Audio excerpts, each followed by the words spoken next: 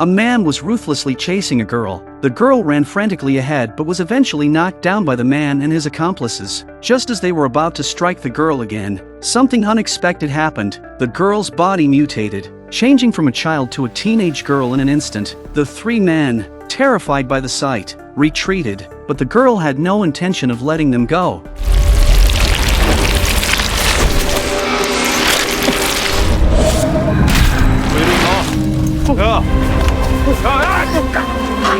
Yi-Kyung, who arrived at the scene, was too shocked to speak. The girl was, in fact, the child Yi-Kyung had given birth to. Although Hansu had taken the daughter away, Yi-Kyung had been secretly watching over her. The daughter grew rapidly, becoming the size of a few years old child within months. During this time, Yi-Kyung noticed that though the girl was born like a monster, she now behaved like an ordinary girl. After a long internal struggle, Yi-Kyung decided to face her daughter. The daughter was very dependent on Hansu, and when Yi-Kyung appeared, she fearfully hid behind him. 인사해, 엄마야.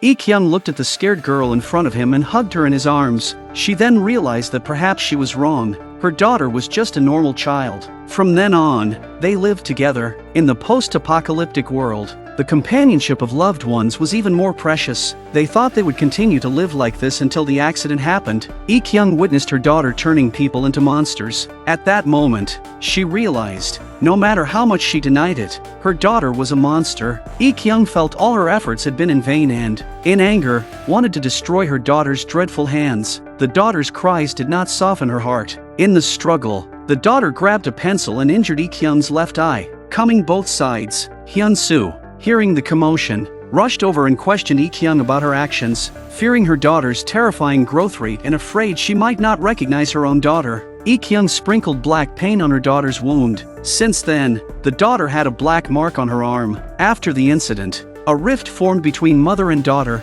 Yi-Kyung made her daughter wear a pair of pink gloves daily and kept her locked in the cabin, away from humans. But the girl still sneaked out and inadvertently infected Junil, triggering a series of events. The girl, not knowing where her brother Hansu was, came to the camp looking for Eun-yu, knowing Hansu had been protecting her from the shadows. But Yi-Kyung followed. Yi-Kyung was furious that his daughter had come to the human gathering place and threw the girl onto the boat and sailed away in the distance. When the girl leaves, she signals the little monster to hide because she knows how much her mother hates monsters. Back on the boat, Yi-Kyung, exhausted, fell asleep. The girl, seeing her mother's eye patch fall off, took it down, and Yi-Kyung had visions in her mind. Waking up, Yi-Kyung pushed the girl away, but realizing it was her daughter, she calmed down. 괜찮아? 아직도 내가 무서워? Yi-Kyung didn't respond to her daughter but opened the iron door, intending to lock her away. 다 거짓말이야. 엄마도 그 사람들이랑 똑같아. Learning her daughter had turned humans into monsters again, Yi-Kyung became agitated and forcefully locked her in the dark room. But the daughter, no longer a child, longed for freedom and didn't want to face a mother who always saw her as a monster. Smoke started seeping through the door. The daughter had set the room on fire, intending to end her life. Yi-Kyung, seeing this, hurriedly unlocked the door and pulled her daughter out. The baby monster, following the daughter, also noticed the sparks and rushed onto the boat to help. Seeing a monster invading her home, Yi-Kyung grabbed an axe and struck the baby monster without hesitation. The baby monster, scared, ran around chaotically, while the daughter called out, saying it meant no harm, but Yi-Kyung still pulled out a gun, intending to find and kill the monster. 왜 그랬어? 괴물이었어. 나한테도 저럴 거야? 아니야. 내가 왜 괴물이니까. 엄마도 그렇게 생각하잖아.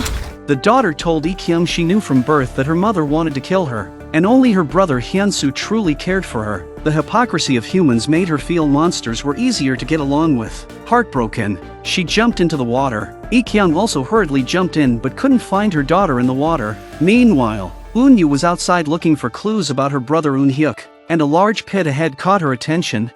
쟤네 치지 않아. 이경훈을 찾고 있어. 어디 있는지 알고 있지. Eun-yu was pushed off a 100-meter cliff by a girl, and just as she thought she was doomed, a winged man suddenly appeared, swiftly caught Eun-yu, and brought her back to the ground. The man who had been protecting Eun-yu from the shadows, Hansu, finally revealed himself, but after rescuing her, he turned to leave. Facing Eun-yu's cries, Hansu only slowly turned his head.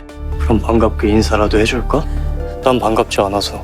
Hansu's attitude towards Eun-yu had become very distant, stating he just happened to save her by chance. But Eun-yu knew that Hansu had saved her from danger before and didn't understand why he was avoiding her. Eun-yu wanted to catch up and seek clarity, but Hansu's actions told her he didn't want to say more. After leaving with the girl, Hansu asked why she had pushed Eun-yu down. The girl tells Hansu that it's because of Eun-yu that Hansu disappeared for no reason and that her favorite brother helped bully her monster. Hansu didn't know how to comfort her and just hoped she would go home quickly, but the girl told Hansu that the boat was on fire and she no longer had a home. 이젠 오빠도 엄마도 다 필요 없어.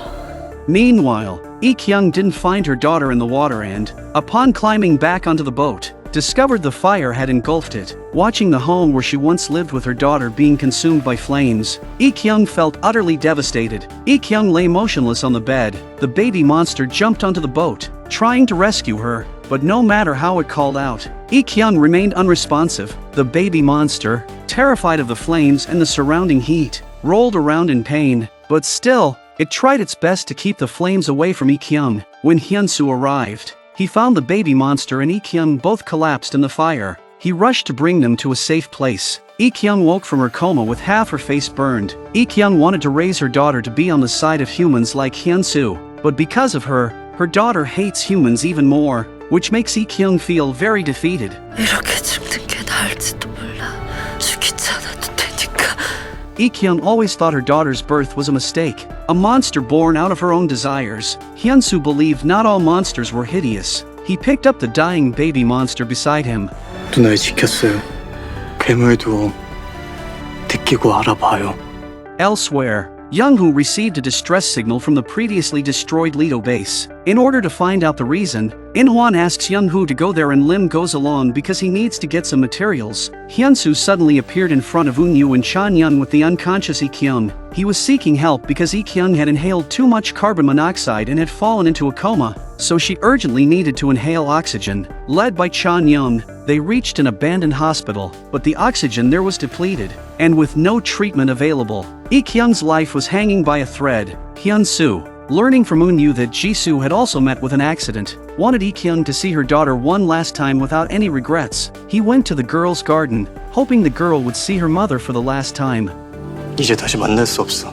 The girl suddenly asks Hansu if she doesn't want Yi-Kyung to die. Of course, Hansu didn't want to lose his sister, but now that Yi-Kyung was beyond help, he only wanted her to see her daughter one last time. Hansu brought the girl to the hospital. Yi-Kyung, with her last breath, mustered the strength to apologize to her daughter. After speaking, she coughed up blood and became speechless. At that moment, the girl suddenly held her mother's hand without any sign of sadness. When the girl left the room, seeing the others' sorrowful faces, she said something unexpected. 엄마 안 죽어. 그니까 오빠도 울지 마. Hansu, holding the collapsed Yi-Kyung, broke down in tears. In the next second, Yi-Kyung suddenly mutated. The Yi-Kyung who was already dead began writhing on the ground. Hansu then realized the meaning behind the girl's words.